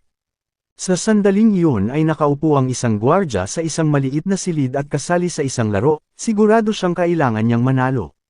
Sa sandaling ito ay lumitaw si Chin sa likuran niya. Inabala niya ang game guard at iniulat ang pagkawala ng pasyente, humiling na ibigay sa kanya ang footage ng camera, ngunit ang lalaki ay humingi ng mas detalyadong impormasyon tungkol sa nawawalang tao. Nilinaw ni Chin na bata ang pasyente at nawala ito mga isang oras na ang nakalipas. Iritadong nilingan ng guard si Chin at sinabing isang oras na lang ang lumipas at kailangan muna nilang hanapin ang ospital. Nagpatuloy ang lalaki sa paglalaro sa kanyang mobile phone at ipinaalam sa kanya na sisimulan lamang niya ang paghahanap kapag lumipas na ang isang araw. Biglang kinuha ng isang sinag ng liwanag ang telepono mula sa mga kamay ng gwardya, na ikinatakot ng nasa hustong gulang na lalaki. Walang intensyon si Lin na mag-aksaya ng kanyang oras, kaya gagawin niya ang lahat. Nagalit ang security guard at sumigaw na hindi siya makapagbigay ng records at bukod pa rito, bawal pasukin ng mga tagalabas ang lugar. Inilabas ng bida ang kanyang nakakatakot na aura at napagtanto ni Chin na posibleng gamulong ang mga mag, kaya nagmadali siyang pigilan ang master at nagpas siyang magpakita ng kupon na nagsasabing sila ay mga miyembro ng imperial na pamilya. Natahimik ang gwardya nang makita niya ang card na kumakatawan sa imperial na pamilya at simbolo ng pinakamataas na kapangyarihan. Mariing inirekomenda ni Chin na magmadali sila at magbigay ng recording. Nakita niyang nagsimulang kumalma si Lin at mabilis na nagtungo sa computer ang gwardya, nagsimula siyang maghanap ng mga talaan ng huling oras at sa wakas ay nakakita na sila ng malinaw na natutulog si Ray sa kanyang silid. Maingat na tiningnan ng bida ang recording at hiniling na palakihin ang ibabang panel. Ipinakita sa recording na binuhat ng isang lalaking nakasuot ng puting Amerikana ang batang babae na natutulog sa kama at dinala siya sa hindi malamang direksyon. Tiningnan ng gwardya ang silhouette ng kidnapper at napagtanto na parang pamilyar ito sa kanya. Narinig ito ni Lin at iniulat ng lalaki na ang lalaking ito ay mukhang isang hospital intern na nagngangalang Zhao Gang. Napansin ni Chin na hindi pa niya nakikita ang lalaking ito. Sumagot ang gwardya na si Zhao ay hindi masyadong sikat sa institusyon at nakapasok dito sa pamamagitan ng mga kontak. Idinagdag niya na 2 araw na ang nakalipas ay dumating si Zhao upang makipag-usap sa kanya at nagtanong tungkol sa pagsubaybay sa ospital. Ang pagliko ng mga pangyayaring ito ay nagpakomplikado sa sitwasyon. Nagsimula na namang mawalan ng kontrol si Lin sa sarili. Binigyan niya si Chin ng 5 minuto lamang para hanapin si Zhao Gang.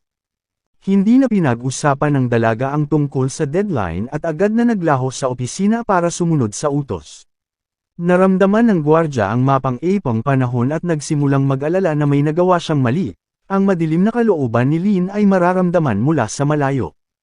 Kaya't pinili ng gwardya na huwag makialam, ang pangunahing tauhan ay umupo sa upuan, at sinubukan ng lalaki na maunawaan kung ang mga miyembro ng pamilya ng imperial ay palaging natatakot.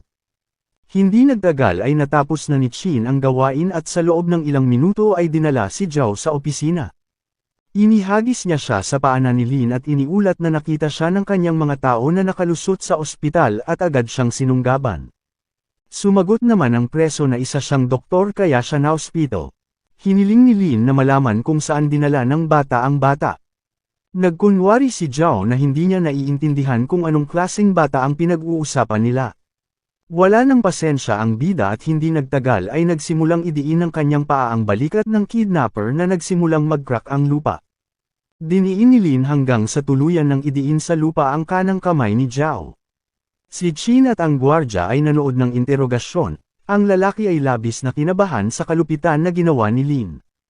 Gayunpaman, hindi nakayanan ng kidnapper ang pagpapahirap at sinabing siya ay tinanggap. Natuwa ang Diyos ng digmaan nang marinig ang ganoong pahayag dahil ngayon ay maaari na niyang bigyan ng sarili ng dahilan para ihinto ang pagsisikap na kontrolin ang sarili. Tumayo si Lin mula sa kanyang kinauupuan at binitukan ng malakas si Xiao, kahit na sa unang tingin ay parang hindi malakas ang suntok. Si Xiao ay nasaktan ng husto at nagluwan ng pulang likido. Hindi pinayagan ng bida ang lalaki na makahinga at tumapak sa kanyang dibdib. Idiniin ni Lin ang kidnapper sa lupa sa tulong ng kanyang binti. Sinubukan ni Zhao na samantalahin ang sandali at magkunwaring nawalan siya ng malay. Agad siyang nakita ni Chin at hiniling kay Lin na hayaan siyang magsalita, ngunit sumagot ang bida na hindi siya mag-aaksaya ng oras sa mga bagay na iyon. Napagtanto ng batang doktor na isang pagkakataon lang ang kanyang mabuhay, kaya nangako siyang sasabihin ang lahat at agad na sinabi kung saan niya dinala si Rui. Halos hindi makapagsalita si Zhao ngunit sinabi niyang isinakay niya ang babae sa kotse ni Son at dinala niya ito sa kanyang bahay. Hindi naman masyadong nagulat si Lin nang marinig niya ang pangalang iyon, ngunit ngayon ay natitiyak niyang matatapos na si Son. Sinabi ni Zhao na pinilit siya ni Son na pumunta sa ospital at kidnapin ang babae. Pagkatapos ay hiniling niya na palayain siya, ngunit naniniwala si Lin na ang lalaki ay nakagawa ng isang kakilakilabot na pagkakamali at hindi man lang siya puksain ay sapat na. Pagkatapos nito, hiniling ng bida kay Chin na hawakan ang katawan ng kidnapper at pagkatapos ay sundan siya sa bahay ni Son. Samantala, tahimik ang ari-arian ni Son. Nakatali si Rui sa isang upuan at sinigawan niya ang kanyang tiyuhin na pakawalan siya. Dagdag pa niya, sigurado siyang arestuhin ng mga pulis ang lalaki. Gayunpaman, natatawa si Son na nagsabing kung walang ebidensya ay walang maglalakas loob na pasukin ang tahanan ng isang maimpluwensyang pamilya. Si Son ay isang kasuklam-suklam na tao. Sinisi ni Ray si Zin sa kanyang ginawa. Naniniwala ang lalaki na kailangan niyang gantihan ang dalaga sa pagkasira nito sa kalusugan. Hinatak ni Son ang kanyang mga pisngi at sinabi ng dalaga na walang ginawang masama ang kanyang ina. Patuloy na lumalaban si Ray dahil natitiyak niyang malapit nang lumitaw ang kanyang ama at ililigtas siya. Tinamaan ni Son ang noo ng dalaga dahil naglakas loob itong banggitin si Lin sa harapan nito. Sinabi niya na ang basurang ito ang dahilan ng kanyang paghihirap. Si Ray ay nagsimulang umiyak ng malakas at biglang nakarinig ng ingay ng pagkabasag ng salamin. Lumitaw ang bida sa likod ni Son at agad siyang hinampas sa mukha. Nabasag ang pader at bumagsak siya sa lupa. Nakita ng dalaga ang kanyang ama at agad na tumigil ang pagpatak ng luha sa kanyang mga mata. Tuwang-tuwa si Ray na makita si Lin at sinimulan niya itong kalasin sa upuan nangako sa dalaga na magiging maayos ang lahat. Sinabi ng batang babae sa kanyang ama na naghihintay siya sa kanya at sinimulan ng lalaki na maingat na suriin ang kanyang anak na babae na naghahanap ng mga pinsala. Sinabi ng dalaga na nagawang tamaan siya ng masamang tiyuhin sa noo. Ngunit pagdating ng ama ay nawala ang sakit. Binuhat ni Lin si Ray at tinanong kung handa na ba siyang turuan ng leksyon ang tulisan. Sumagot ang batang babae na handa na siya. Nang inag si Son nang sabihin ng dalaga sa kanyang ama na hindi niya matindaan kung saang kamay siya hinampas ng kanyang tiyuhin, ngunit napakasakit daw nito. Nagpa siya si Son na samantalahin ang sandali at subukang tumakbo sa labas. Nagtataka siya kung paano siya nahanap ni Lin ng ganoon kabilis. Ang Diyos ng digmaan ay nakinig ng mabuti sa kwento ng kanyang prinsesa at gumawa ng sarili niyang conclusion mula rito. Malapit na si Son sa labasan at naniniwalang maliligtas siya sa sandaling tumakbo siya palabas sa kalye. Dahil naniniwala siyang hindi siya papatulan ni Lin sa harap ng lahat. Ngunit hindi isinaalang-alang ng lalaki ang katotohanan na si Lin ay itinuturing na Diyos ng digmaan at ang kanyang bilis ay nagulat sa isipan ng mga tao kaya naman nabigo ang pagtakas ni Son at ngayon ay kailangan niyang tanggapin ang parusa. Tumingin si Lin sa kidnapper na natatakot at sinabing hindi niya naaalalang pinalabas siya. Bawat segundo ay napagtanto ng araw ang bigat ng kanyang pagkakasala at dinaig ng sindik. Nagpa siya siyang subukang lumaban at itinuon ang kamay kung saan hinawakan ng pangunahing tauhan ang kanyang anak na babae. Pagkatapos ay tumakbo si Son sa abot ng kanyang makakaya at humingi ng tulong na umaasang ililigtas siya ng kanyang mga magulang. Natural na hindi siya masyadong makakatakbo dahil mahigpit na hinawakan ni Lin sa kamay ang lalaki. Pagkatapos ay sa isang mahusay na paggalaw ay pinilipot niya ang braso ni Son dahilan upang mapasigaw siya sa sakit. Tinakpan ni Ray ang tenga at nagsumbong sa ama na masyadong maingay ang lalaking iyon. Nangako ang bida na ngayon ay tatahimik ang masamang tiyuhin at agad na lumitaw ang isang asul na apoy sa kanyang kaliwang kamay. Nakatutok ang apoy na ito kay Son at napasigaw ito ng malakas dahilan para mapapikit ang dalaga. Nagdilim ang mga mata ni Son at sa halip na sumigaw ay halos hindi marinig na mga langit-ngit ang lumabas sa kanyang bibig at bumagsak siya sa lupa. Sa sandaling iyon narinig ni Lin ang sigaw ng padre de pamilya. Pumasok ang lalaki sa silid at nagmakaawa na iligtas ang kanyang anak. Gulat na tiningnan ng ama ang kalagayan ng kanyang anak at napagtanto niyang napakasama ng lahat. Nasunog ang kanyang dibdib at puno ng mga pasa ang kanyang buong katawan. Namilog ang kanyang mga mata. Pagkatapos ay lumuhad ang kanyang ama sa harap ng Diyos ng digmaan at nakiusap sa kanya na maawa at patawarin ang katangahang pagkakamali ni Son. Ngunit hindi naapektuhan ng bida sa mga salitang ito dahil hindi siya naawa sa kanyang anak. Alam ng padre de pamilya na dahadaw sila. Ang susunod na sandali ay lumitaw ang mga hiyawan sa silid. Iniulat ni Ching na maayos ang lahat sa ospital. Natakot si Ray sa biglaang pagsulpot. Ngunit ipinaliwanag ng ama na ang tiyahin na ito ay kanyang kaibigan at hindi kailangang matakot sa kanya. Pagkatapos ay ibinigay ni Lin si Ray kay Ching upang tapusin ang mga masasamang tiyuhin ng mag-isa. Hindi kinaya ng ama ni Sun ang takot. Hinawakan ni Ray ang mga balikat ni Ching at hiniling na matagumpay na makapaghiganti ang kanyang ama kay Sun. Nang umalis si Ray sa silid ay naipakita ng bida ang lahat ng kanyang kapangyarihan. Naalala ni Eli na dati siyang nagpakita ng kabaitan. Sinubukan ng padre de pamilya na sisihin ang sarili at umaasa na makumbinsi si Lin na iligtas ang kanyang buhay. Pinaalalahanan ng Diyos ng digmaan ang tao na wala siyang karapatang magpataw ng mga kondisyon. Sa sandaling ito ay sinusubukan ni Sun na gumapang pabalik. Ngunit sa pagkakataong ito ay walang silbi ang kanyang mga pakiusap at tinapos ni Lin ang lalaki sa isang suntok. Walang magawa ang ama at kinailangan niyang makita ang sariling anak na pupunta sa base. Natapos ang lahat ng sabihin ni Lin na huli na ang lahat para humingi ng awa at hindi na niya binibigyan ng pangalawang pagkakataon ang sinuman. Sinamantala niya ang bilis at nilapitan ang ama ni Sun na gulat pa rin. Kinuha ng bayani ang ulo ng lalaki at sinabing mas mabuting makalabas ng bayan ang kanyang pamilya sa loob balang araw dahil kung mananatili sila ay pupugutan sila ng ulo. Naunawaan ng ama na kung ayaw niyang pumunta sa kabilang mundo ay kailangan niyang sumang-ayon kay Lin at umalis sa lungsod. Matapos ang lahat ng mga pangyayaring ito, sa ari-arian ni Lee ang kanyang ama ay pumasok sa silid at galit na gustong malaman kung sino ang nang-ahas na saktan ang kanyang anak. Nangako ang ama na pira-piraso ang salarin. Gusto ni Lee na magreklamo sa kanyang ama gaya ng dati. Ngunit biglang naalala na kung maglakas loob siyang ibunyag ang pagkakakilanlan ni Lin, sisirain siya ng lalaki. Kaya para sa kapakanan ng pamilya, kinailangan ng lalaki na tumahimik. Naging apathetic siya at umamin na hindi niya alam kung ano ang sasabihin.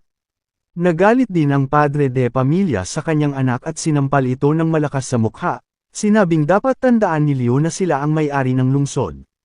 Iniisip ni Liu kung ang pamilya ni Jian ay may higit na kapangyarihan at nagpasya na panatilihing sikreto ang pagkakakilanlan ni Lin sa ngayon. Itinuring ng ama ang kanyang anak na mahina ngunit idinagdag na ang kanyang kwento ay hindi kailangan dahil kumuha na siya ng isang investigador. Biglang may sumulpot na lalaki sa tabi nila at nagsumbong na nadiskubre niya ang koneksyon ng salarin at ng pamilya ni Jian. Handa ang ama na sirain ang buong pamilya ni Jian ng sabay-sabay. Napansin niyang hindi umaalis ang investigador at inakala niyang mayroon pa siyang balita. Siya ay naging tama at ang lalaki ay nagsalita tungkol sa pagpatay kay Sun at idinagdag na ang pumatay ay ang parehong tao na bumugbog kay Liu. Ang takot ay damaloy sa katawan ni Liu at seryoso siyang nag-aalala na ito na ang susunod. Itinuring ng kanyang ama na isang kabiguan ang pamilya ni Sun dahil sa hindi niya pakikitungo sa isang tulad ng pamilya ni Jian.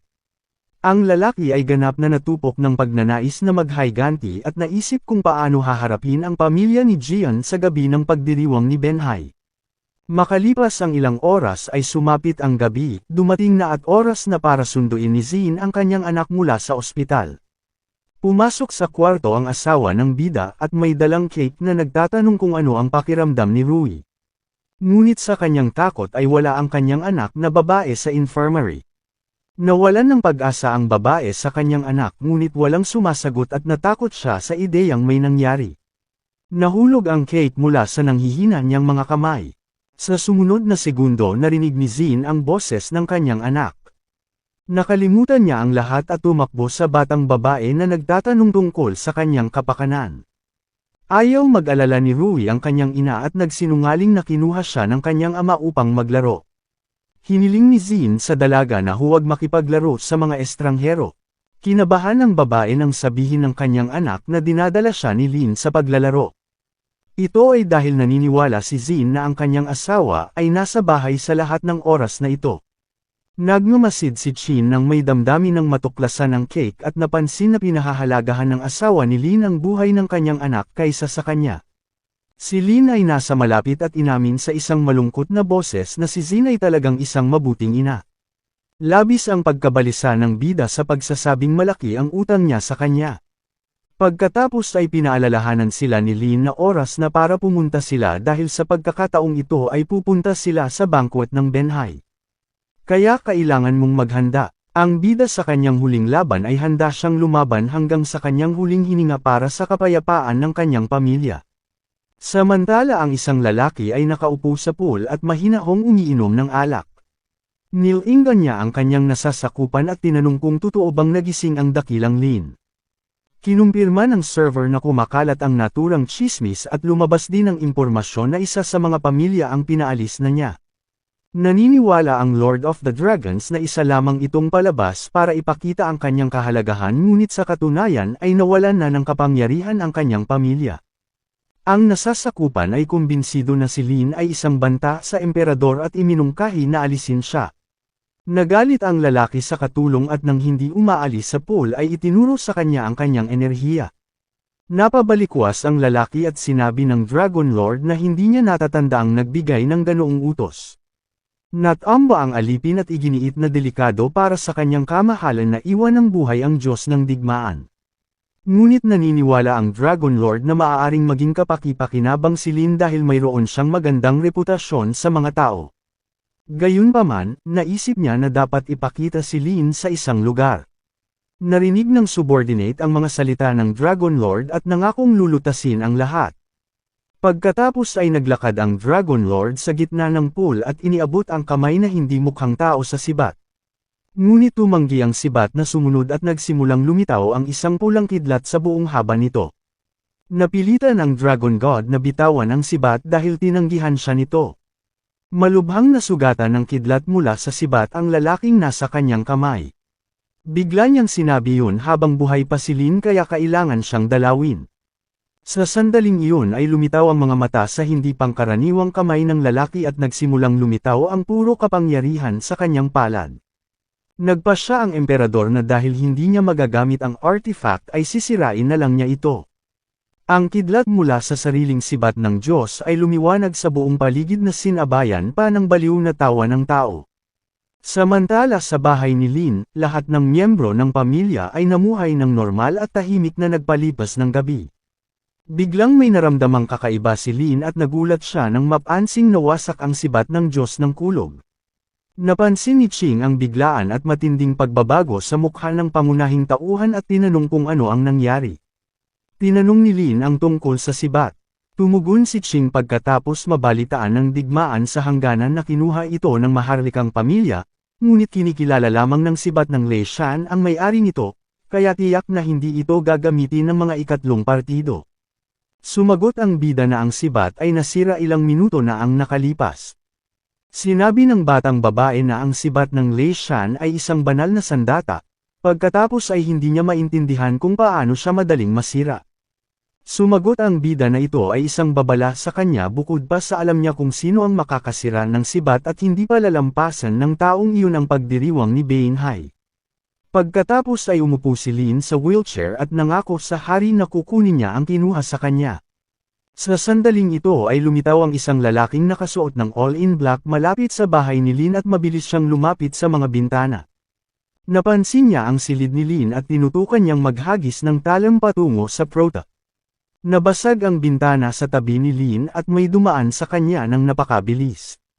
Napagtanto ni Ching na isang hitman ang bumisita sa kanila. Nagawa ni Lin na ibaba ang kanyang ulo at kinuha ang talam na hindi nasugatan.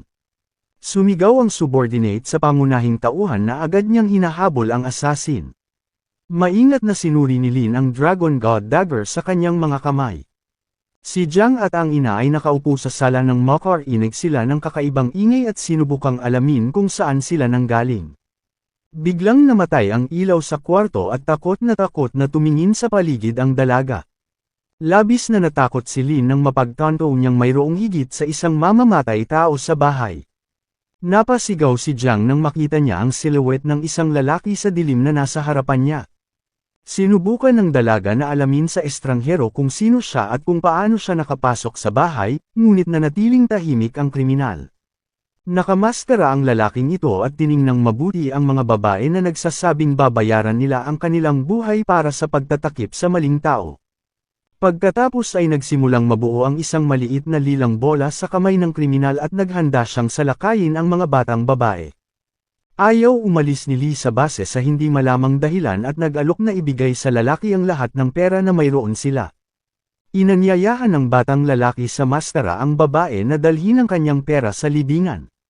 Niyakap ni Jiang ang kanyang ina na nanginginig din sa takot. Lumipas ang ilang masakit na segundo hanggang sa mapansin ng mga babae ang isang lalaking nakahawak sa kamay ng kriminal. Kinundena ni Lin ang ginawa ng lalaki at bahagyang pinilipat ang braso. Hindi naintindihan ng bida kung bakit niya inatake ang mga babaeng walang pagtatanggol. Paprotektahan ni Lin ang pamilya ni Jian kahit na hindi niya sila masyadong gusto. Pagkatapos ay lumitaw ang isang asol na kidlat sa kanyang kamay. May libreng kamay pa ang kriminal at itinuon ang kanyang kapangyarihan sa kanyang kamao. Sabay-sabay na umatake ang mga lalaki sa isa't isa at kanya-kanyang nagawang hampasin ang suntok ng isa't isa. Tumawa ang mersenaryo at naghanda muli sa pag-atake. Natuwa ang lalaki sa pag-iisip na mahina si Lin. Nagpatuloy sila sa pag-aaway at maya-maya ay may lumitaw na kutsilyo sa kamay ng bata na may maskara. Biglang bumukas ang pinto ng bahay at tinanong ng bandido si Lin kung pamilya niya iyon. Sa pagkakataong iyon ay agad na nag-react ang lalaki at nang pumasok si Zin at ang kanyang anak sa bahay ay walang ibang tao doon. Pumasok si Zin at nakita niyang takot na takot ang mga babae. Tinanong ni Jiang kung nakabalik na ang kanyang kapatid. Nagulat si Zin na nakaupo sila sa dilim at pumunta sa switch para buksan ang ilaw. Nang may ilawan ang silid, nakita niya ang kakilakilabot na mga kahihinatnan ng labanan at natakot siya kung ano ang nangyari. Habang nagpapagaling ang ina, sinabi ni Jiang na inatake sila ng isang lalaki ngunit may nakaligtas sa kanila. Idinagdag ni Jiang na ang tagapagligtas ay kamukha ni Mr. Lin na nagpakita sa kaarawan ni Axon. Nagsimulang tumakbo si Ray papasok sa bahay at sumigaw na iniligtas ng kanyang ama ang pamilya. Naiinis si Lola na makita ito dahil itinuturing niyang basura ang bida. Samantala ang bayani ay humarap sa kriminal at ngayon ay bumalik upang tingnan ang gintong punyal. Lumitaw si Ching sa bintana at nagsisisi na iniulat na nabigo siya sa gawain at nagawang makatakas ang bandido. Sinabi ni Lin na hindi ito mahalaga ngayon at hiniling sa kanya na tingnan ang punyal sa kanyang mga kamay. Pagkatapos ay nakilala ng nasasakupan ang punyal na iginawad ng Dragon Lord sa kanyang mga lingkod. Bilang karagdagan, idinagdag niya na ang selebrasyon ni Benhai ay inilipat sa bukas ng gabi na nagpapatunay sa kanyang mga hinala. Hiniling ni Lin kay Ching na pumunta kay Wang at sabihin na kailangan niyang sunduin si Axon upang matiyak ang kanyang kaligtasan. Naunawaan ng bida na may balak silang subukan laban sa kanya sa pagdiriwang ni Benhai. Pagkatapos noon ay nagpaalam si Ching at umalis. Sa sandaling iyon ay bumukas ang pinto ng silid na may dagandong at ang masayang anak na babae ay tumakbo sa bayani. Sigurado siya na ang kanyang ama ang nagligtas sa kanyang tiya at lola. Kaya sinabi ng kanyang ama na pinuri siya sa kanyang katalinuhan. Hinawakan ni Lin ang dalaga at tinanong kung ano ang magiging reaksyon niya kung hindi naman talaga bayani ang kanyang ama. Ngumiti si Ray sa kanyang ama at inamin na hanggat pinuprotektahan niya ito at ang kanyang ina, saka siya palaging magiging bayani. Sa sandaling iyon ay pumasok si Axon sa silid at pagkatapos ay hiniling sa kanyang anak na huwag abalahin ang kanyang ama. Kinalong niya si Ray at pumayag na magpahinga ng kaunti ang kanyang ama. Gusto talaga ni Axon na magising si Lin.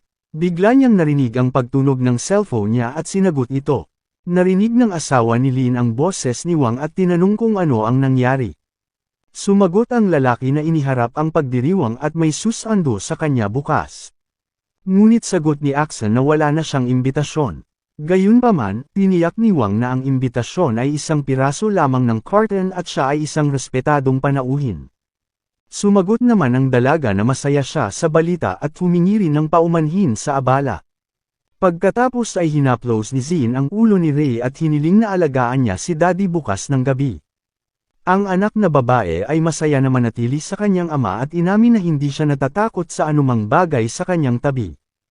Pagkaraan ng isang araw sa wakas ay dumating ang gabi ng pagdiriwang ni Benhai.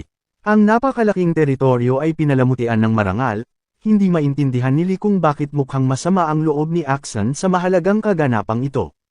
Sa katunayan ay nag-aalala si Axon sa kanyang pamilya, lalo na nang siya ay inatake.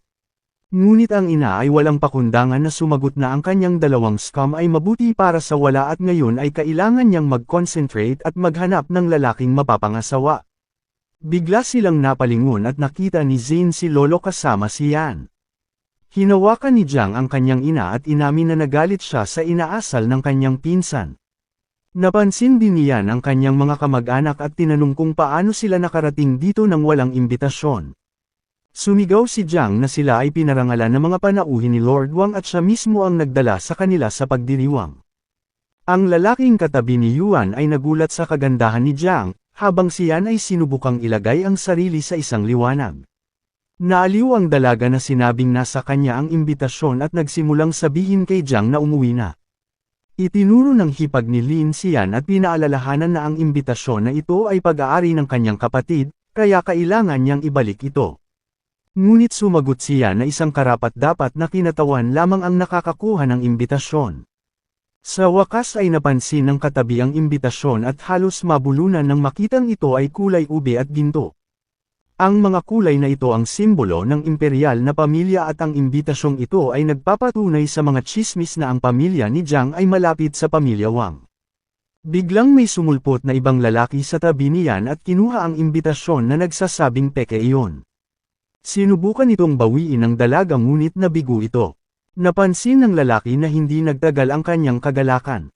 Nina si Yan dahil tinawag ng isang estranghero na peke ang tunay na imbitasyon. Inutusan ng matanda ang dalaga na bantayan ang kanyang dila at ipakilala ang respetadong ginoo na nagngangalang Joe.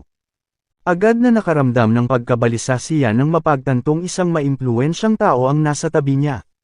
Habang sinusubukan ng isang miyembro ng kanyang pamilya kung bakit nagkaroon ng hamak na tulad ng pamilyang Jiang sa isang marangyang pagdiriwang, pagkatapos ng mga salitang ito ay sumangaw ang pagkabalisa at bumalik ang inis at galit sa kanilang lugar, ngunit pinigilan ng lolo si Yan. Yumuko ang matanda at humingi ng paumanhin sa kanyang kabastusan at sinabi rin na nasa kamay ang pamilya. Napangiti ang lalaki nang marinig ang mga salitang ito mula sa pinuno ng pamilya ng Jiang. Pagkatapos ay tinanggihan ni Joe ang imbitasyon at sinisi ang mga miyembro ng pamilya ni Jiang sa pambubugbog kay Liu. Sumigaw siya na gusto niyang maawa, ngunit ngayon ay pinag-iisipan niyang kumilos patungkol sa sitwasyon kay Liu. Hindi naintindihan niya ang sinasabi niya at ipinaliwanag niya na wala silang ginawa kay Liu. Tumingin ang babae kay Qin at naisip niyang may kinalaman siya rito. Sa sandaling iyon, hinawakan niya ng kamay ni Ixen at sinimulang akusahan siya ng pananakit kay Liu dahil sa pagtatangkang makuha siya. Sumagot si Qin na hindi maaaring siya iyon dahil hindi niya alam ang tungkol sa pambubugbog. Hindi naniwala ang ama ni Liu sa dalaga at inutusan itong huwag magpanggap at sabihin ang lahat. Kung hindi, ang pamilya ni Jiang ay mapipilitang umalis kaagad sa lungsod bukas. Ang laban ay nag-ambala ng hitsura ni Wang. Sa likod niya ay ang bida kasama ang kanyang anak na babae at hari. Hindi pinahintulutan ni Wang ang mga nagsimulan ng away ng pamilya sa lugar na ito. Nakita ni Rui ang kanyang ina at tinawag siya. Hinawakan ng dalaga ang kamay ng kanyang ama at masayang kumaway sa kanyang ina. Humihingi daw ng surpresa ang kanyang ama para sa nanay.